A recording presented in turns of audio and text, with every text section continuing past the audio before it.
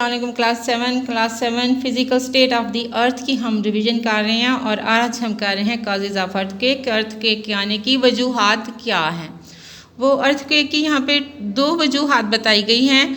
पहली वजह है मूवमेंट ऑफ प्लेट्स और दूसरी वजह है volcanism.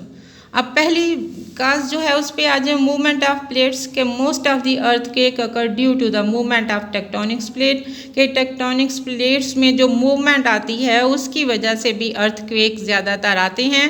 When this plates collide with each other the earth surface vibrate के जब वो जो टेक्टोनिक्स प्लेट्स होती हैं एक दूसरे के साथ टकराती हैं, मूवमेंट करती हैं तो अर्थ सरफेस में वाइब्रेशन आती है। Wherever there is a fault line in the world और दुनिया में जहाँ कहीं भी फॉल्ट लाइन मौजूद होती हैं there are centres of earthquake, तो अर्थक्वेक का मरकज़ बनी होती हैं कि दुनिया में जहाँ पे भी फॉल्ट लाइन होंगी, आपने पीछे पढ़ा था कि जहाँ पे भी फॉल्ट लाइन होती हैं, जहाँ पे भी ये वीक पॉइंट्स पाए जाते हैं तो उस वहाँ जगह पे अर्थक्वेक आते हैं।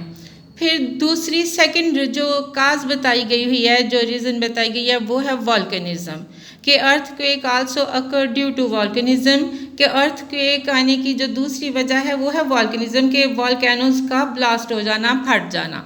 When lava erupt out from any weak part of earth के जब अर्थ के किसी भी वीक पॉइंट से लावा अरप्ट हो के बाहर की तरफ फट के आ जाता है, there is a movement on the surface of earth, तो अर्थ की सरफेस में मूवमेंट पैदा हो जाती है। In this way volcanism becomes a cause of earthquake और इस तरीके से ये जो वोल्केनिज्म है यानी मैग्मा का, लावा का फट के बाहर आना जो है वो भी अर्थक्वेक की एक रीज़न बन जाती है, एक काज बन जाती है।